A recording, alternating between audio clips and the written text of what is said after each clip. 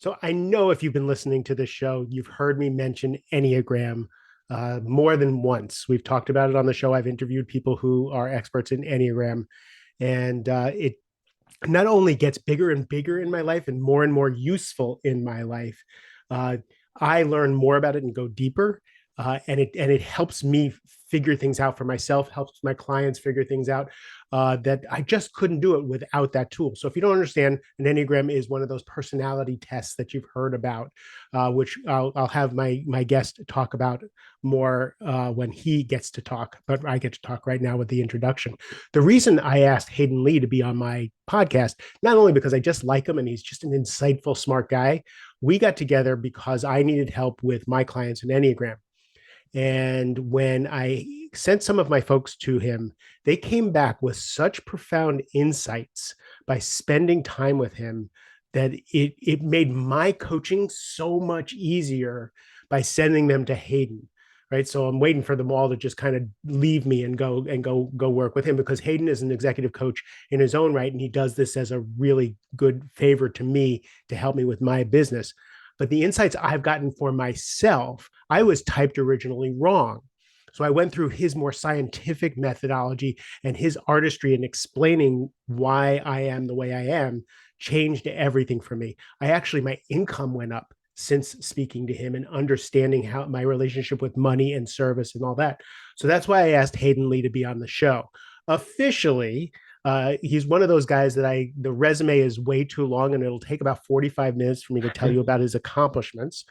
But he is a master certified executive life and leadership coach. He has the highest credentials you can possibly have. He is trained in every modality that I've ever hoped to learn. He even has his own training courses, which are certified courses in the coaching industry. He's a co-founder of Mastermind Institute, a partnership with neuroscientists to merge the field of brain science and professional coaching in order to more effectively serve your clients and coaches. Like I said, this guy is credentialed for what we're going to talk about. He is seen as an industry expert and chosen as one of the top 20 best life coaches in Los Angeles by Expertise Magazine, expertise.com. He's coached at places like Lyft, HMS Host, Mars, which when I was a tech sales guy, that was the holy grail to get into Mars because they were so secretive. Kaiser Permanente, NBC Universal. So you get the point. The guy knows what he's talking about. Hayden, thanks for being here. Thank you, Mark, for that wonderful introduction. It sounds so good. And I realize it's because I wrote it. Yes, you definitely wrote it, but it's because you lived it. It's all true, right? It's who you are. But the piece that you didn't write is how effective you are, because I know a lot of people who have all those letters next to their name and, empty. Every single person I've put you in contact with, including myself, has been impacted and transformed. So I appreciate your expertise and the art that you bring to it. Yeah, no, thank you so much for having me on your show. Yeah, when you first asked me about to talk about, quote unquote personality assessments, of course, the only one I really use is the Enneagram, which you've mentioned. And I love to say the Enneagram is so much more, than a personality test or assessment. I really like to refer to it as a system of development. That's why I find it is so deep and so rich, because some people, there's so many different assessments. And I believe that, any assessment could be useful, because it does help us increase our self-awareness, but it's really what you do with the assessment and how you decipher it and the insights and application of it. So why I love the Enneagram is it's not so much that I always say it's not that it puts you in a box, it sheds light on the box you put yourself in. Ooh. And I want to use the Enneagram, to help people break free of the box. Yeah, of course, we are all complex, beings. We're not just one way. However, we all do have some recurring patterns of thinking, recurring patterns of feeling, and recurring patterns of behavior. And when we're able to understand those recurring patterns and why we do those, then we're really able to liberate ourselves to live a fuller, richer life, which is my goal as a coach, is to help people see that there's so many ways of being, and you don't have to always do your default. Cool. So let's do the basics first. What are the Enneagram types? Good question. So the Enneagram is based on motivation, not behavior. That's super important to know. And the Enneagram consists of 9 different motivation styles. And each style goes, if you think about an iceberg, right? Most assessments address the top of the iceberg, which is behavior and personality. The Enneagram goes to the bottom of the iceberg, which it really helps you understand why you behave in that way.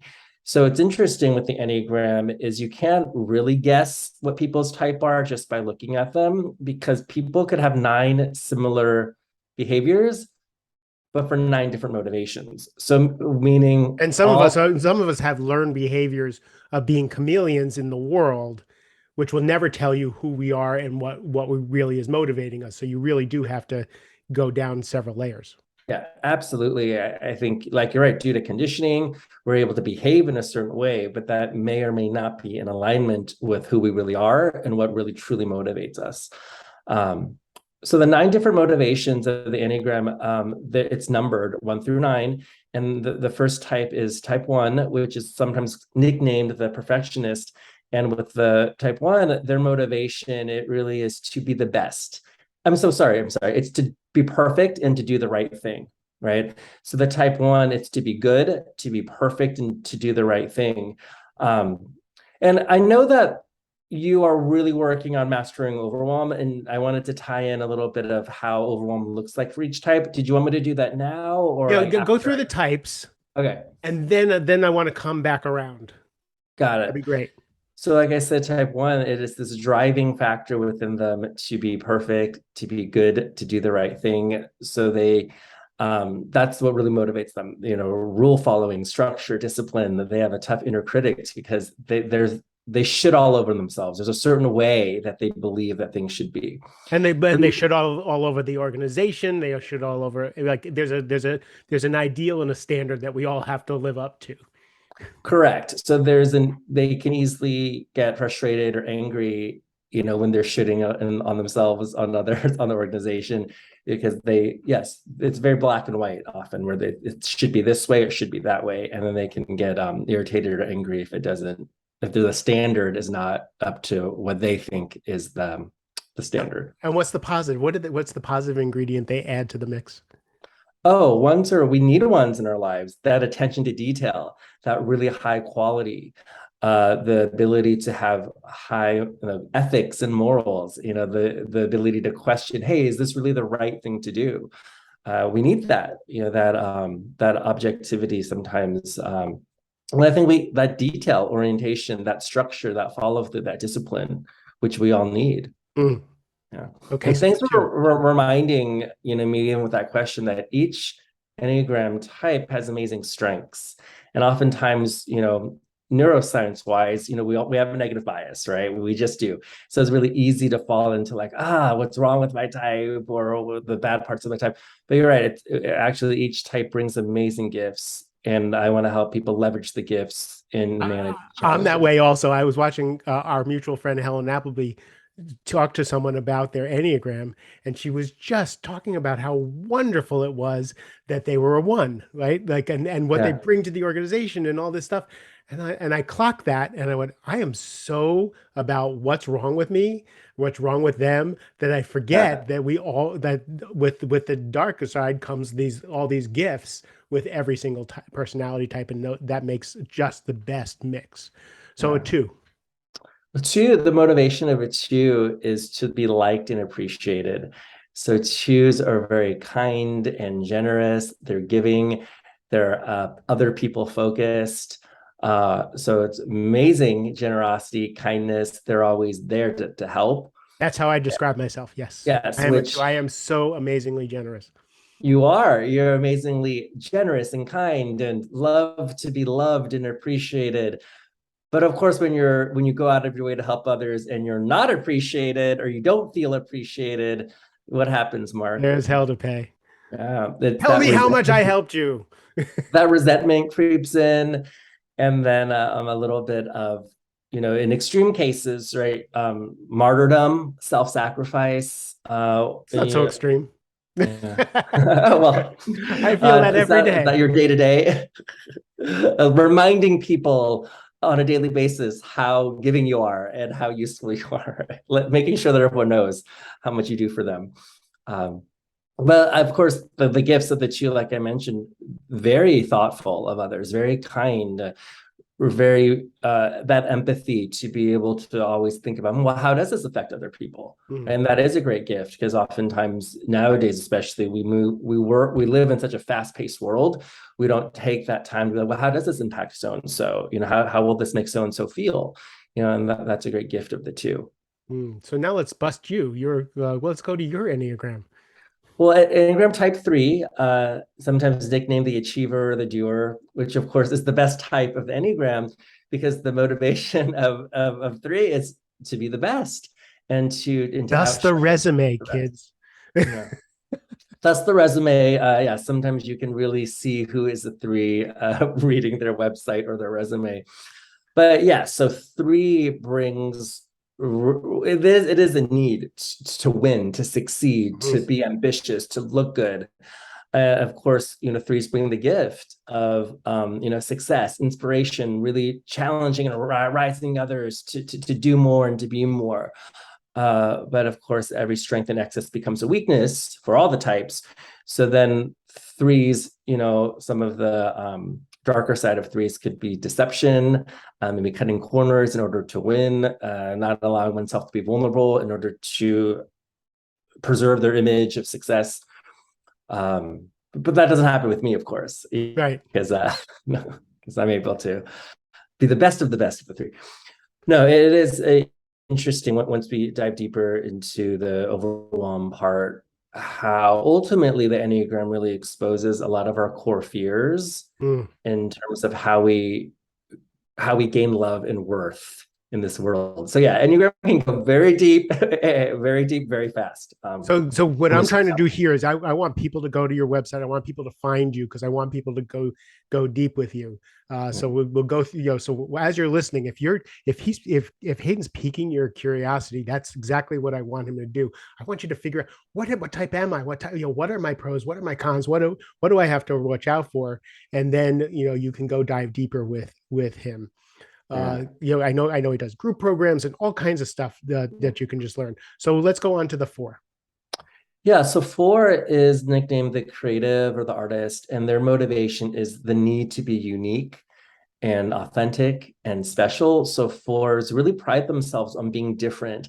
They're creative. They oftentimes they're artistic. They dress different. They always feel like they are the black sheep. So so to say.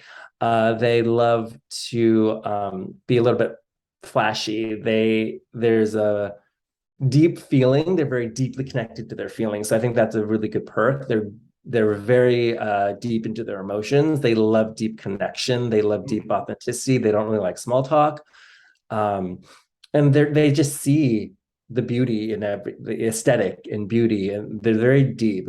Oftentimes I think of that movie American Beauty, and that character like Ricky Fitz, who's looking at that plastic bag when we're blowing in the wind, and he's just saying like how beautiful that is, and he's like bawling looking at the plastic bag. So obviously I have not done an Enneagram session. I haven't done an Enneagram session with that character, but I feel like he may be a 4 because they just get deeply emotional at the world, and they look for deep meaning and purpose. So of course the benefit to that, of course, looking for deep meaning and purpose, like not liking things to be surface level, wanting to go deeper, have deep connection. But then sometimes the downside of type 4 is envy, and maybe feeling like there's something wrong with them, there's something's missing, because they're always wanting deepness, they're always wanting to find more meaning in everything. But sometimes we have to just appreciate things being ordinary or boring, and maybe not everything has to have the deep meaning. So what happens is the darker side of the 4 is they feel like there's always something missing in their life, or there's something wrong with them, and they're always comparing themselves to others. There's that envy piece. Okay, so the 5. Yeah. So 5 is the thinker, or sometimes called the quiet specialist. So 5s have this deep motivation to understand things objectively. right? So they have to have more knowledge, they have to have more facts, they have to make sense of things, right? So 5 is a thinking type. Oh, by the way, 2, 3s, and 4s are feeling types. 5, 6, 7 are thinking types. So 5s, they're the internal thinkers. They need to make sense of things. They're very inquisitive. They ask questions. They kind of keep to themselves until they know more, right? They're not quick to make a decision. They're not very just rash to jump into things. They have to deeply understand. So of course, 5s bring that gift of objectivity, to be able to see things without emotion, right? Which is a gift. Because sometimes 2, 3s, and 4s, or some of the other people who have a high feeling center, they may be overwhelmed with feeling, and they're making lots of decisions only based on feeling. So 5s are, well, let's take a step back and let's take a deep breath and look at this objectively. Let's look at the situation without the emotion. Like, what's another way to look at that? So great strengths to the 5, and then sometimes the 5s get in their own way when maybe they're too over analytical. They're not feeling enough, or they're not bringing feeling into it. And remember how I mentioned earlier that 2s can bring the gift of thinking about, well, how does this affect other people, or how might this make someone feel? 5s might not take that into consideration. They're only seeing things as facts and objectivity, and as a result, sometimes may appear unsentimental, which may appear like maybe standoffish, not their intention, right? Which, another thing I want to bring up the Enneagram is, it really sheds light on intent versus impact, right? All the Enneagram types have an intention, but sometimes the impact may or may not align with their intention. Exactly. Or the reason why I bring that up is because 5's intention is to understand. They just want to make sense of things. They want to make sure that we know all the facts. But the impact of that sometimes is they may seem uncaring, or they may seem cold. Not that they are necessarily, but it's because they're thinking about their thinking, which appears unmoved or unsentimental. Yeah. Okay, so what's a 6? So 6, the next thinking type, is often called maybe the loyal skeptic, or even could be called the friend or the loyalist. So the 6, their motivation is to be safe and to belong. So as a result of that, they're always looking out for, like, kind of worst case scenario, looking out for danger, scanning the room, because they want to feel safe and they want you to be safe.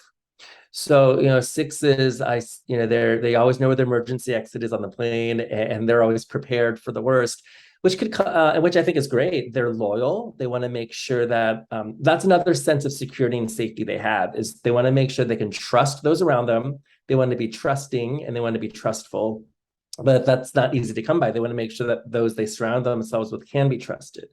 But once there's that trust with the 6, that loyalty is there, right? They will fight for you. They will keep you safe. Sometimes I say, 6s, I will trust a 6 to lead me into battle, because he or she has thought of every single scenario. Right. They've thought of every single, thing that could go wrong, and they've prepared for it. I love having 6s on leadership teams, because a lot of the leaderships that I work with are either 8s or 7s. And I love whenever I have a 6 on the leadership team, they're always the ones who are looking out for the landmines for everybody, Yeah. right? Making sure that they don't step on the rake and all that kind of stuff. And you can tell they're the 6 because everybody's a little annoyed with them, right? And why are you always coming up with the negative? But if it's healthy, it's such a useful tool. Yeah. Absolutely. 6s bring that gift of discernment and risk analysis, right? And you're right. I like how you said the word healthy. There's no good nor bad Enneagram type. There's no good nor bad way to be. But we like to say in the Enneagram world, like, healthier expressions of your type and some unhealthier expressions of your type. So yeah, healthy expressions of 6, that discernment, it's like, hey, slow down a minute, people. Like, did we consider this? Or, did we prepare for this? So like you said, sometimes when you're in a group and it's moving fast, people are getting excited and they want to jump to an idea really fast. Sometimes it may feel annoying, or they feel like, oh, the 6 is bringing up the situation. But in a business sense, having a 6 on your team could save you millions in a company, Exactly. billions in a company, right? So that part is very valuable. But then, of course, maybe when an unhealthy expression of the 6 is when that healthy skepticism may become pessimism, or paranoia, or anxiety, or negativity. And that's what we don't want. Is sometimes 6s have to have a little faith, right? They have to faith, the definition of faith in not just in the religious sense, but it's be able to believe in something we have yet to see, right? And no one can foresee the future. So, we can forecast as much as we can, but we can't predict what's going to happen. Right. So when sixes have faith and belief, that's amazing, because then they've laid out every single scenario, but at some point we don't know what's going to happen unless we take action. So when sixes are able to have that faith and belief and they're loyal to each other, it's quite amazing. Mm. Yeah. Okay, let's go to the fun one, 7. So 7, which is what you previously thought you may have been, is nicknamed the enthusiastic visionary or the enthusiast or the optimist. So 7's motivation is to experience life fully. They avoid things that may seem boring or painful. The life is meant to be enjoyed. Their mind moves a million miles a second. They're full of ideas, full of adventure. They always want to, just think of the future, right? Think of what's next. FOMO is real for 7s. So of course they bring the gift of positivity and optimism and fun, moving fast. And oftentimes, people 4s, who I mentioned, sometimes can be envious and feeling like there's something wrong with them, or some 4s may be like, I wish I was a 7 because 7s are so much fun. They're so much fun to be around. But the darker side of the 7, it is avoiding things that need to be addressed, right? It is avoiding discipline or structure, things that they find are boring. Commitment. Yeah, commitment, because of Repetitive. the fear, but the fear is real. And this is, I want to shed light on 7s are the stereotype of 7 may be that they're like surface level, or that they're, could be a little bit flighty. But when you really get to know a 7 and you dig deeper, there is that deep fear. And a fear of missing out, we often use, as like like a joking term, it's like, oh, FOMO. But there is a deep fear with 7. It's like the fear of missing out on life. It really can be a struggle of, gosh, there's so many different choices. There's this overwhelm. I want to do all these things, and they may end up not doing any of them, right? And so the irony is with 7s, they want to live life fully, but as a result of wanting to live life fully, they may not be living life at all because Yeah. they're not finishing anything. So they could be in the danger zone of being a lifetime dabbler, right? Instead of really committing and having that depth of, it's more fulfilling to really know something really well. And oftentimes 7s, when it gets a little bit hard or boring, they might jump ship. So we want to help 7s, bring the fun and enjoyment, but also when it gets tough or boring or hard to commit to something and stick with something, which could be a challenge for them. So 7s also often have ADD and addiction challenges and that kind of stuff, right? Oh, absolutely. Each Enneagram type has a vice, and a vice is a pattern that could keep us stuck. So it's no accident that the vice for 7 is gluttony. Like literally it's excess, like more is more fun, more experiences. Totally. And in extreme cases, it could be more alcohol, more food, more sex, more drugs, like whatever it is. It's just pile it on because I just want more is more. And then each Enneagram type has a virtue. The virtue is a guiding light or guiding principle that could set us free. And of course, the 7's virtue is sobriety, not just in the sense of, yes, sober from alcohol, drugs, all that stuff, but it's a clear-headedness. It's to be able to be present, slow down, enjoy the moment, do one thing at a time. And that's what will help a 7 grow. So it's interesting if you're listening. So I was typed as a 7 because and when Hayden talks about it, I actually I identify so much with a 7 because I do get bored easily. I love to dabble, and and I have addictions and ADD and all that stuff. And what I realized though was I had all those things of a 7, but I'm not fun. Like I'm just not a fun guy. And I'm like, why do I get all the bad things and I don't get the good pieces? So when I was I was retyped as a 2, and it really fits. It fits how I like to the core of how I actually operate in the world. So I know that this is more accurate. But if you're listening, I have a little bit of every one of the things that Hayden is talking about. So don't get confused by, we all have learned behaviors. We all adapt. We all have a little bit of everything. And as we're healthier, we can have a bigger range. When we fall back into these personality types, and we'll talk about it with Hayden when we get to overwhelm, we fall back into these things, into these boxes, and this helps explain that. So if you're confused and you're like, I got a little bit of this and I got a little bit of that, you're right on the money with us, right, Hayden? Yeah. Yeah, we do have all nine types within us for sure. But we do have a core type, and the core type Mhm. is always back to that motivation, which I talked about, Right. because how I said the Enneagram is a system of development. So once you really land on your core type, each Enneagram type's path of development is different. So it really is important to, if this is something of interest to listeners, to really take time to land on your core type. And we can talk about different ways to really land on your core type. But between 2 and 7, it is based on those motivations, right? Like the 2, the need to be liked and appreciated. The 7, the need to experience life fully.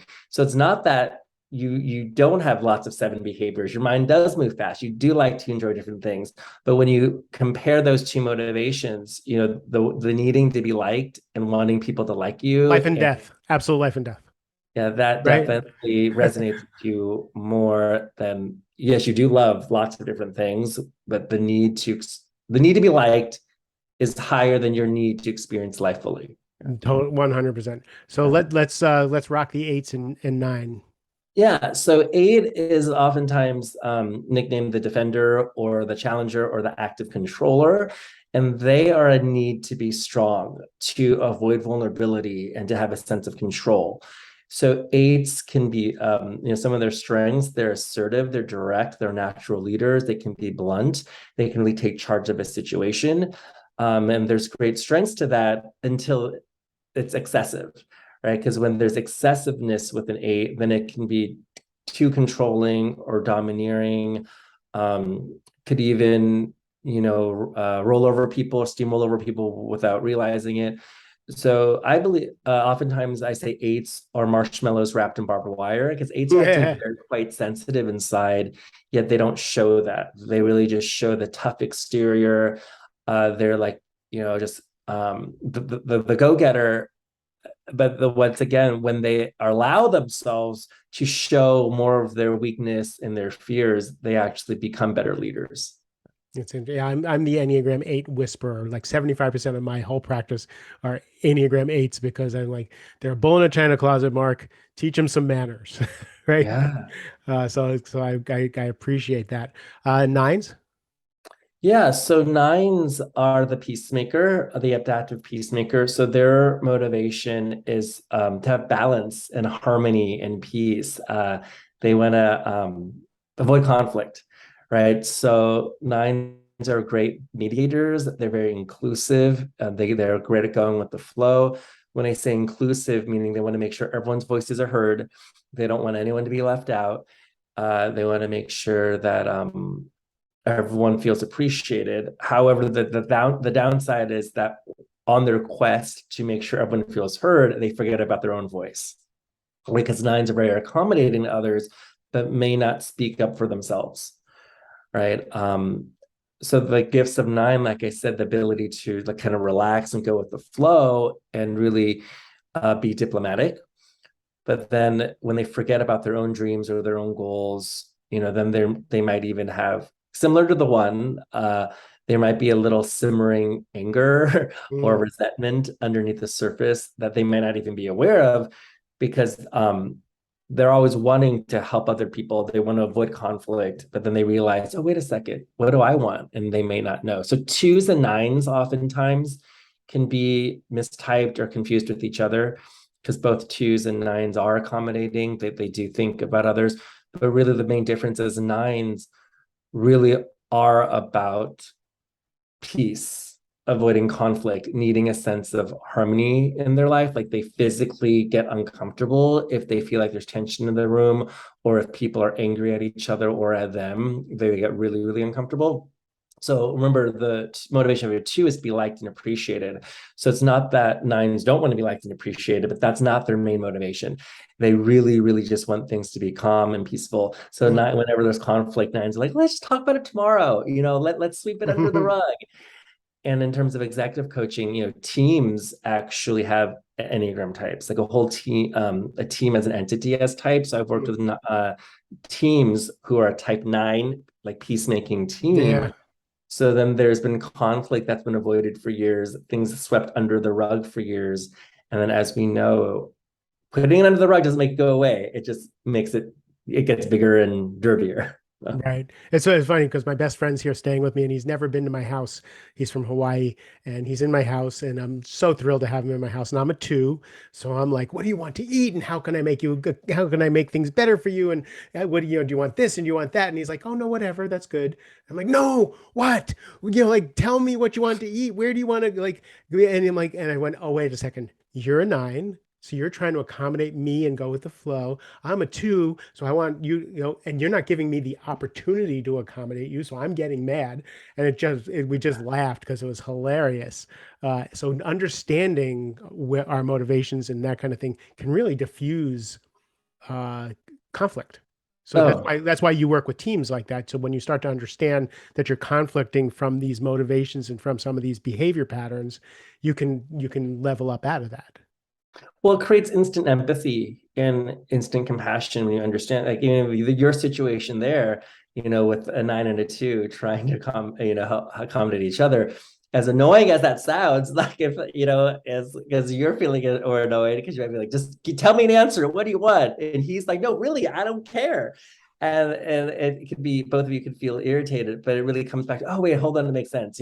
He's just trying to go with the flow. He really means it. He's just, I'm really good with anything, but you really want to help, and you want him to like you and appreciate for all that you do. So it is, Exactly. it is kind of funny, when we start understanding each other's patterns come up, and it's not that they're trying to, like, especially in a team context, it's not that so and so is going out of their way to bug you, but it's their core motivation, their Enneagram style is coming to the surface. Sure. Yeah, I was just actually working with a client earlier before we got on here, and everything's going fine. He's handling all the problems at his business. He's handling the fact that his son got hurt and was in the hospital, like all these things. He's like fine. He says, but his wife snapped at him and is mad at him and is just irritated with him. He's a nine, so he's Hmm. like, I'm like, well, so what do you need? He says, I just need harmony at home.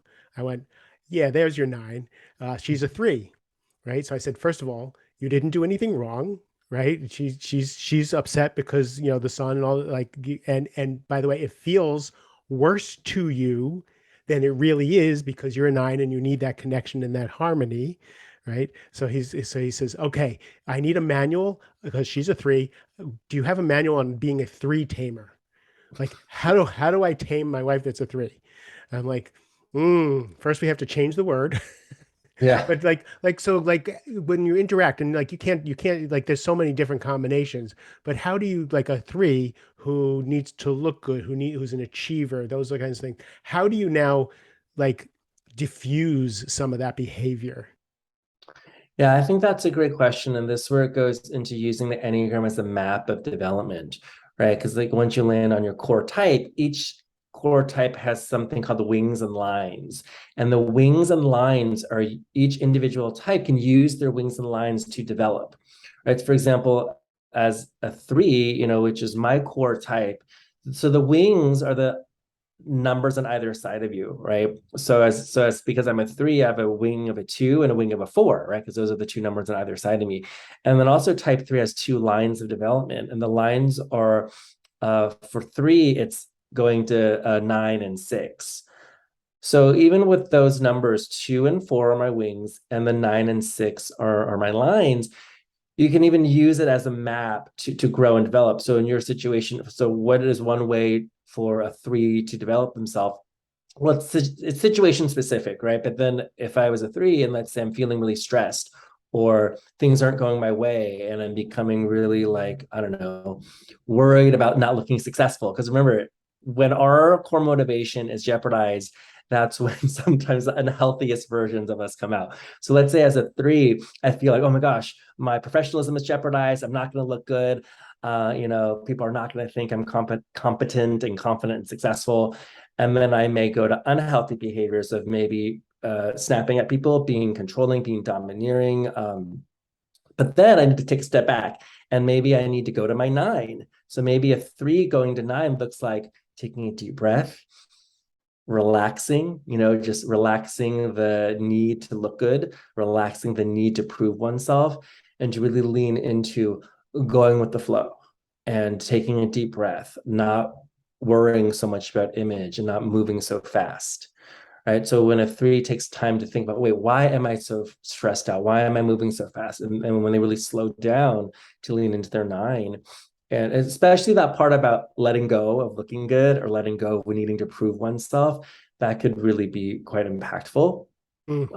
And then the three going to their six. Remember, I talked about six, loyal skeptic is about risk and loyalty and courage. And so it gives the three able some objectivity when they go to the six, discernment to be like, all right, what's really happening here? What's the pros of this? What's the cons of this? What am I really doing? What's the best case scenario? What's the worst case scenario? Because threes are doers. So when they slow down to look at things more objectively and analytically, it can really make a difference. I mean, it's so what I love about it is it gives kind of a structure to calling up parts of ourselves that are needed in each situation. We do Yeah. that anyway. Sometimes we do it with archetypes. Sometimes we do it uh, with role models, and I'm just gonna bring up that person. And for me, when I wouldn't be an Enneagram 2, when I need to get motivated and get things done, I call up that 3 in me. Mhm. So it's really fascinating. What book? So if someone wanted to read a book, what book do you always recommend for Enneagram? That is a great question. It depends like how deep they want to go, but I really like there's something called The Complete Enneagram by Beatrice Chestnut. So it's a long book, but that actually goes into how there's actually 27 Enneagram types. Because yes, there's 9 core types, but then within those 9 core types, each core type is divided into 3 subtypes. So actually there's So a 5 27. will go by that book. Yeah. What's Yes, the book? five will go by that book because What book would a 7 buy? um what's the book that Helen uses, right? What's that book called? Enneagram Made Easy. Yeah, Enneagram Made Easy, right? Perfect. Yeah, Enneagram Made Easy is a great book. Complete Enneagram is a deeper dive, and so is the wisdom of the Enneagram.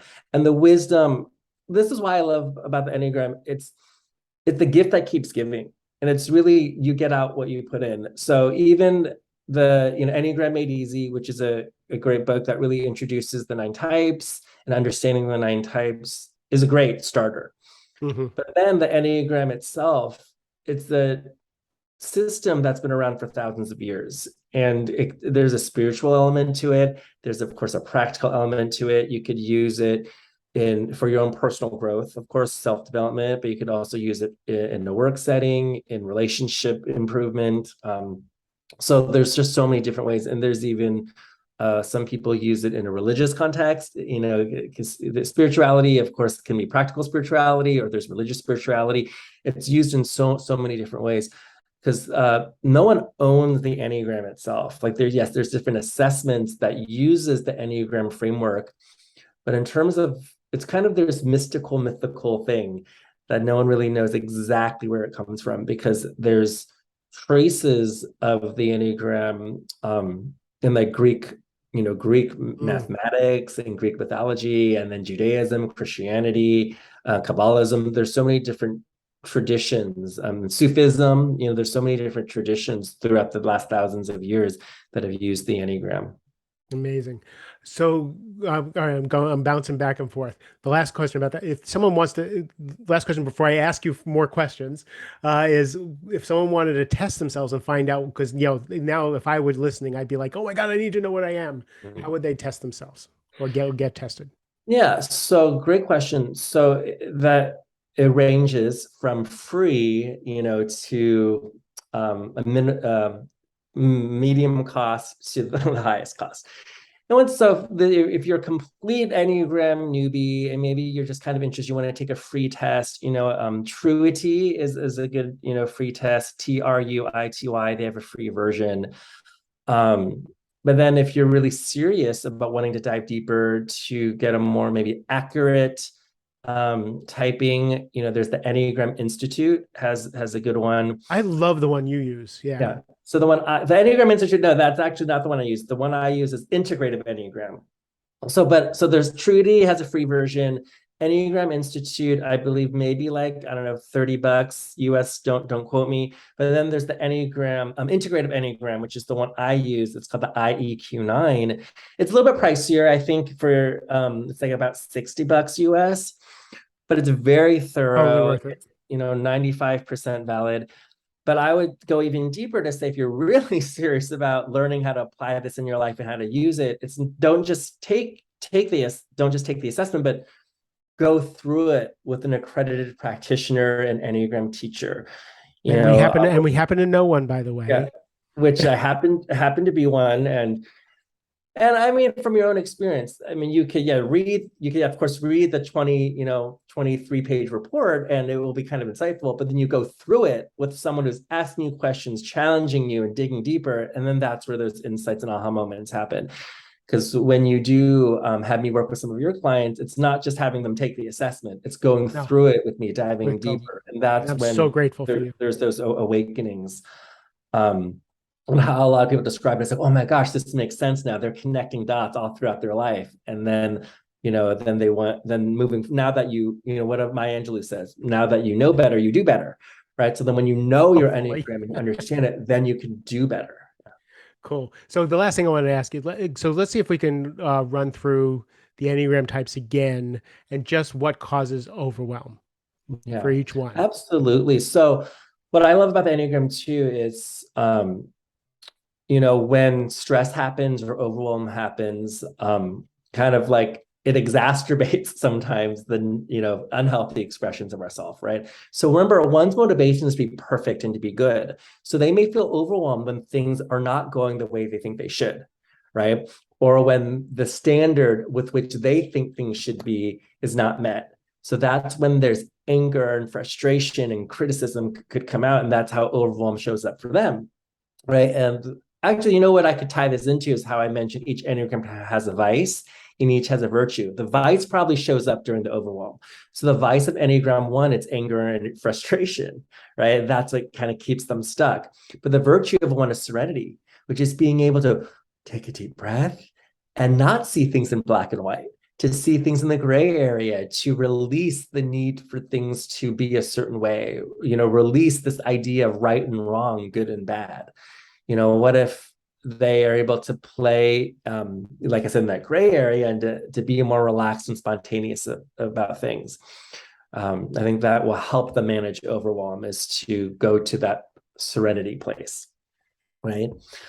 Two, remember the motivation to be liked and appreciated. So they may feel overwhelmed when they're taking too much on, because it's so hard for a two to say no. They want to please everyone. They want to say yes to everything. They want to help, help, help.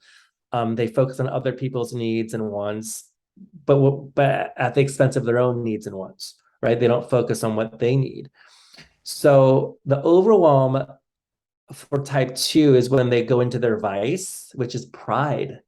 And I know twos don't like to hear this, but twos, the pride is believing that they're so much more helpful than other people, or maybe but having Oh, a sense but of, when I do the opening for my Mastering Overwhelm workshop, I say, so for most of my life, I was all things to all people. Why? Because I can be. I'm smart. I'm energetic, right? And and until it didn't work anymore, right? yeah. That pride that I can be all things to all people is so busted. I love it. Yeah, busted. Self-inflated self-importance, like this idea that your help is more valuable than my help, right? Because if you think about it, like twos love to help, they love to give, and it's harder for them to receive. But Right. once again, that is a pride thing to believe, because you believe that your help is better than mine. And that's what leads to overwhelm. It's like, oh, I got to do everything. I got to help so and so. I got to help, as if I could not figure it out on my own, right? More like it's like, when you help me, I do appreciate you. But if you did say no, I could figure it out. And that's the virtue of two, And is if you don't humility. need me, what value? What's Well, yeah, I where's mean, that will worth? be, maybe that will be the next episode we do on your podcast, really diving deeper into our self-worth issues, right? Because the Right. idea of this really touched on the self. But you're right. If you don't help, what is your worth? What is your value? That's oftentimes what twos ask themselves. But humility is the way out of overwhelm for a two. Humility meaning, wait a That's a second. bridge too far. I need help too. I can't do it all. And humbling yourself to realize that others people's help is just as valuable as yours. Humbling yourself that other people can also take care of themselves, if not as good, maybe better than you can take care of them. Why you got to go there, Hayden? That's just not a comfortable thought for me. Let's move on to the three. Yeah, Talk well, about how that's you your get work. overwhelmed. Yeah, it overwhelms you to think about that other people don't need you, huh? Is that even more overwhelming? It's just not something I computes.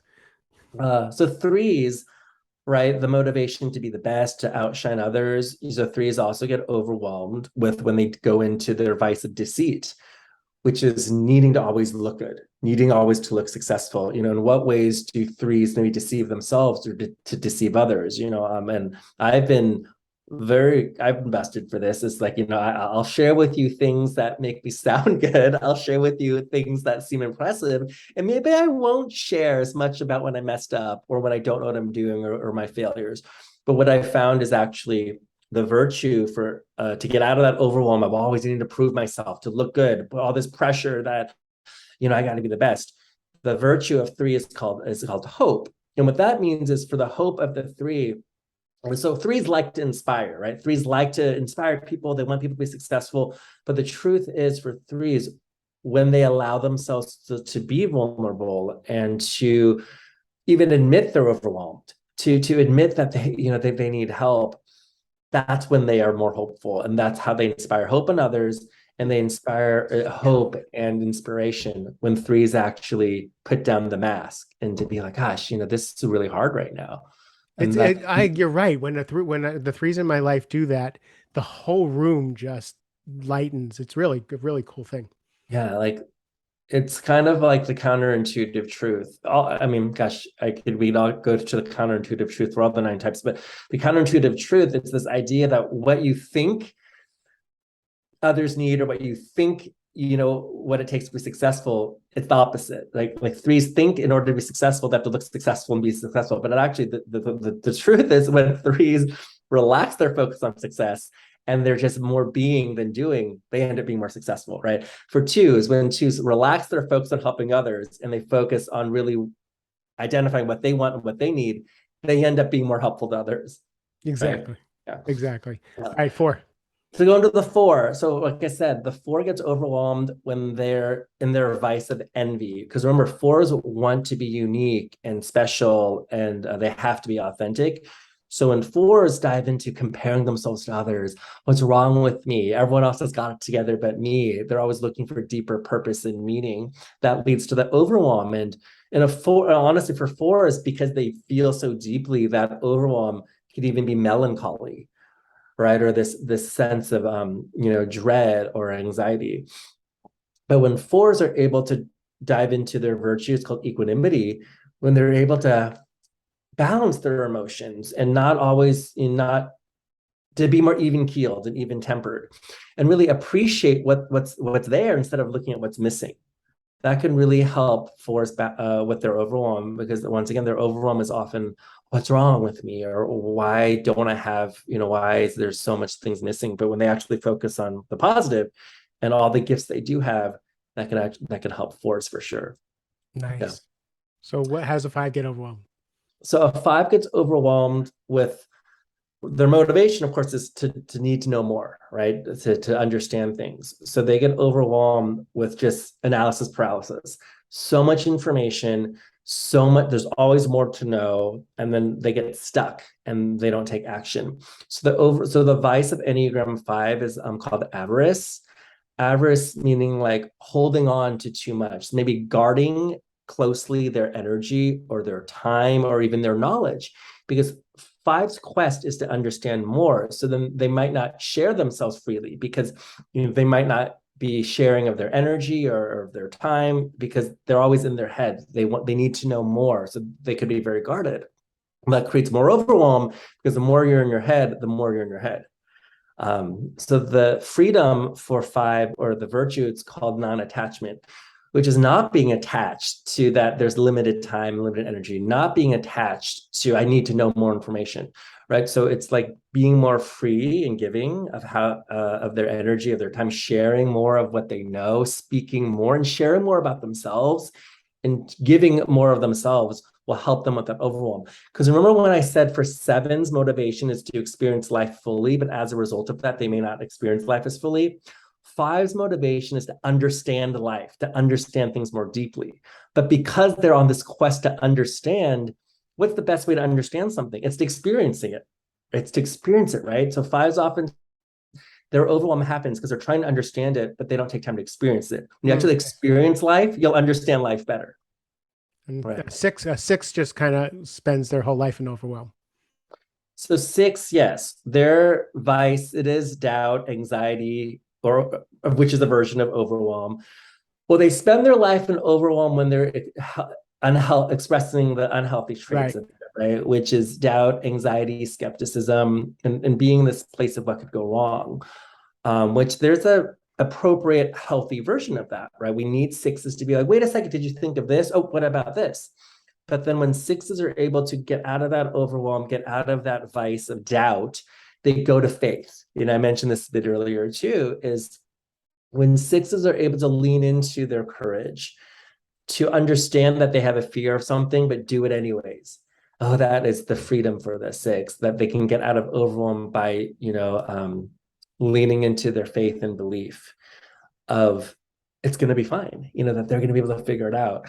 And collaboration, so when they're able to collaborate with others and do something that feels scary, but they collaborate and create a solution and action moving forward, that's how they get over the overwhelm.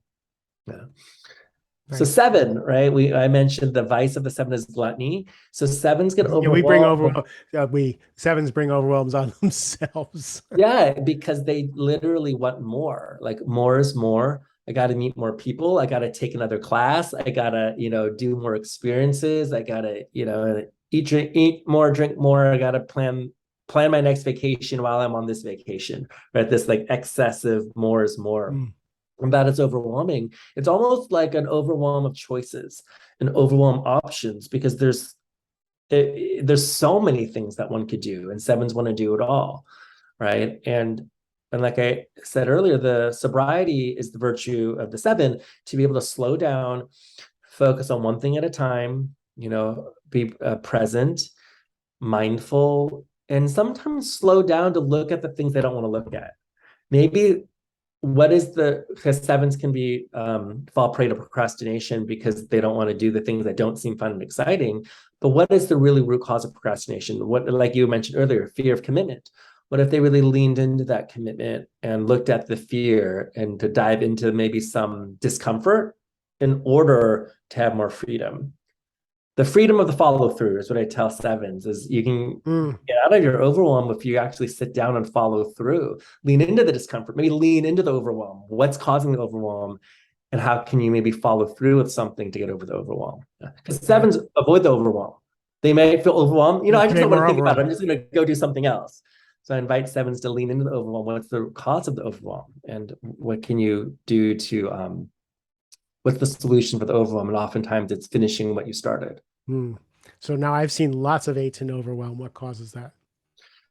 Well, it's interesting. So eights are also big action takers, and they have the vice for Enneagram 8 is called lust, right? So it's lust of this insatiable need for control, this insatiable need for excess as well. So it's a little bit different than the excess of a seven, which is, ooh, more is more, I want to do more. The excess for an eight is like big and bold and just like this, everything is excessive, meaning like eights are going to, if they want something, they're going to push hard. Don't get out of my way. I'm going to run over people. But lust is also the inability to bite one's tongue, the inability to hold oneself back.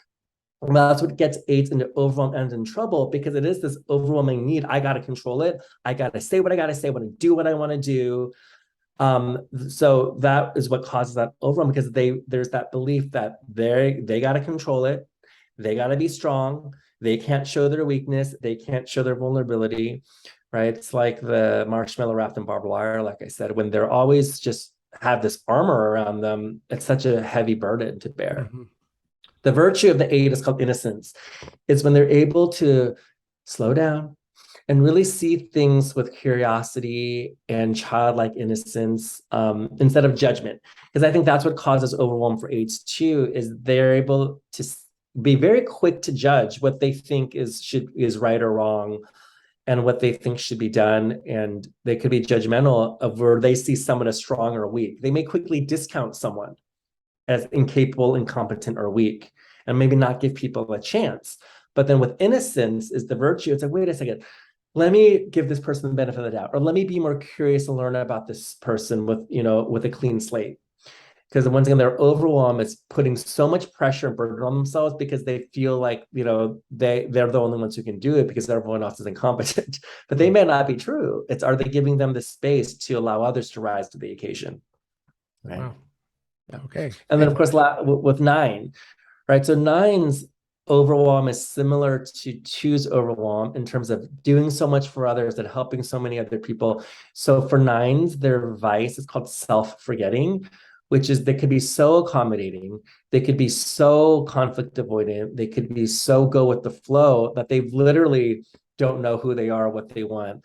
If you're asking your friend who's a 9, what do you want for breakfast? Oh, whatever you want, I don't care. But there might be a authenticity there where they really don't know what they want because they're so okay with whatever you choose.